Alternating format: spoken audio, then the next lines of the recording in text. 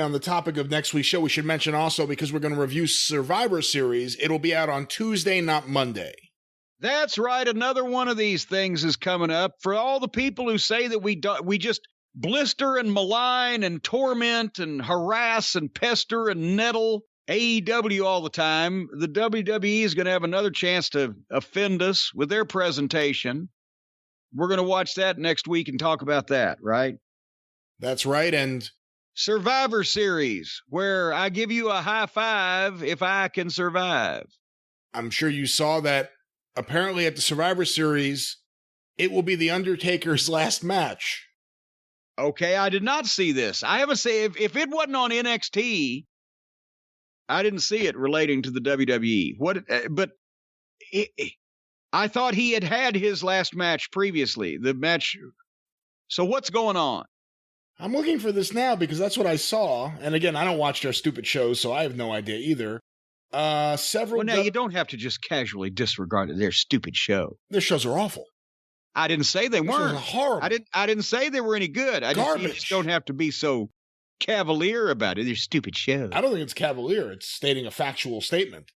You had a very off-putting tone in your voice when you said it. Several WWE returns confirmed for Undertaker's final farewell at Survivor Series. Maybe it's not a match. Maybe he's coming out to wave goodbye to all the fans. Well, I heard that they were I heard that they were doing some type of 30-year farewell thing, but I didn't hear it was going to be a match, and I would doubt very seriously if it is. And they're bringing back some of his old friends and rivals and important people in that atmosphere. They should. Well, if you can advertise Undertaker coming out to take a shit versus whatever they got going on now, that's probably a plus for him business-wise.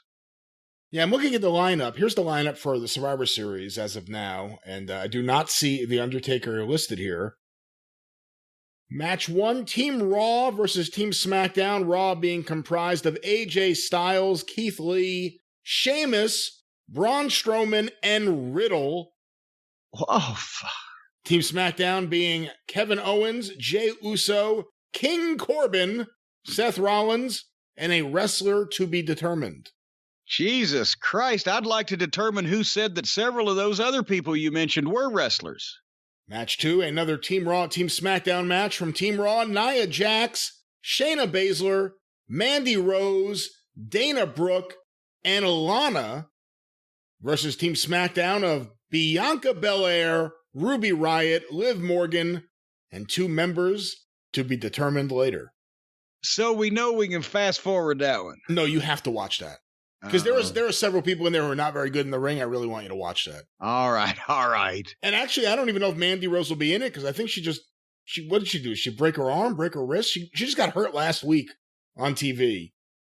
Match 3, Bobby Lashley, the United States Champion on Raw, versus Sami Zayn, the Intercontinental Champion on SmackDown. Match 4.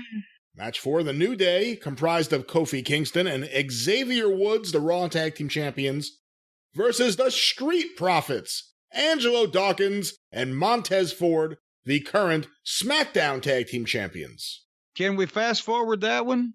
Yeah, maybe. I don't know. All right. Can't fast forward the next one. Match 5, Champion versus Champion, although non-title, the Raw Women's Champion Asuka versus SmackDown's Women's Champion Sasha Banks. Oh, come on. They already had a girls' match. No, you have to watch it. You can't just dismiss all the girls' matches, and you can't just dismiss any girls' match that has a Japanese wrestler. If they want us to watch the girls' match, why did they just have one then? I've already watched one. Now I got to watch another one of the Japanese schoolgirls? She's not... See, again, every Japanese women's wrestler is not a schoolgirl.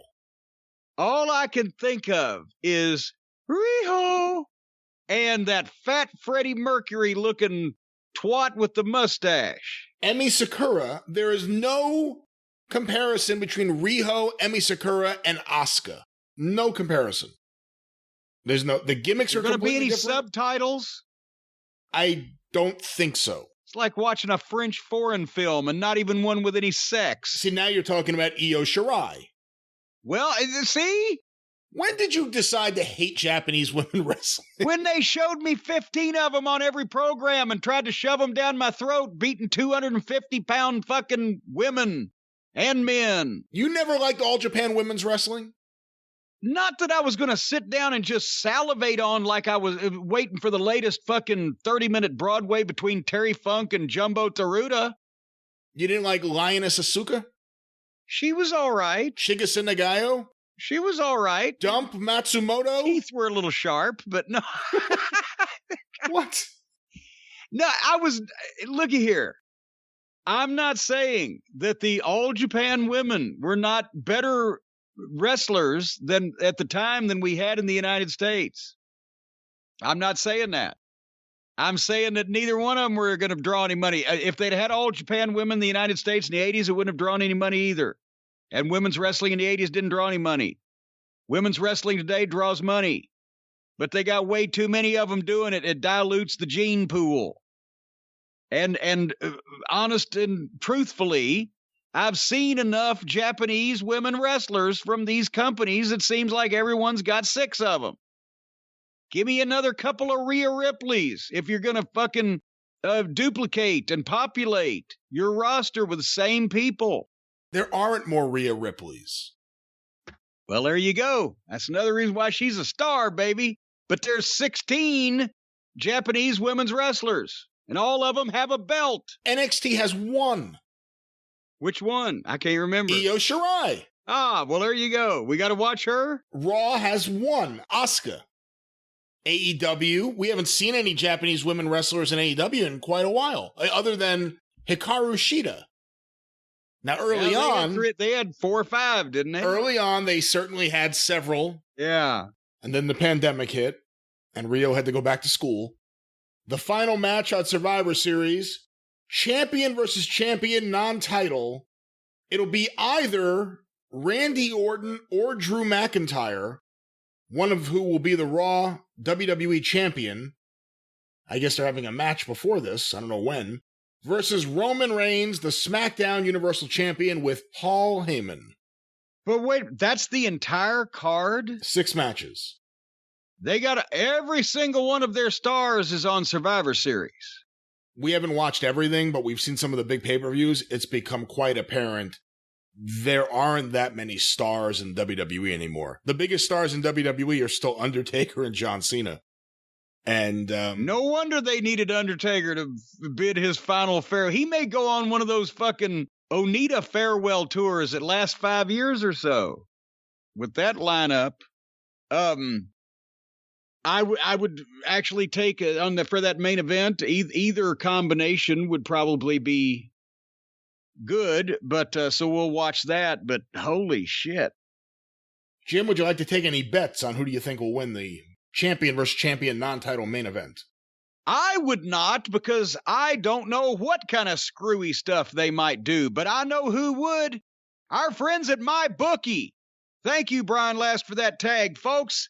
I don't know if they're even taking bets on the WWE anymore, because, you know, sometimes these matches are predetermined. However, what's not predetermined is how much money that you can win. There is no limit.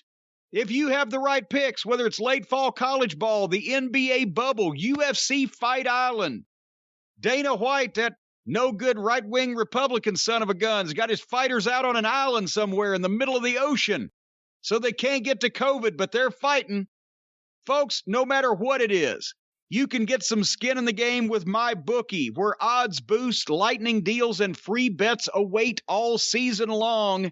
And Thanksgiving's coming up. You know the NFL is going to be playing some turkeys. Whether you're a first-time customer or you've been playing with MyBookie for years, there's no shortage of value to be found in the thousands of game lines, unique prop bets, and contests that they offer every single week. And you can sign up or get reloaded today. And everybody wants to get reloaded. Find an edge, make your bet, and get paid. They've even got the full-fledged casino platform with all the classic table, slot, and card games. You can win a bunch of money. Hopefully you won't lose a bunch of money. Some plates do go down in value, but MyBookie never closes its doors so you can continue to build your bankroll back up even after the stadium lights have gone out. Who writes this stuff? Make the right play today and sign up today at MyBookie and use promo code DRIVE, DRIVE, to get your deposit matched halfway all the way up to $1,000. You put in 200, they give you another 100. Holy mackerel, all the way up to $1,000. It's free betting money. So it's winning season at MyBookie. Come join in on the fun and win some cash while you're at it.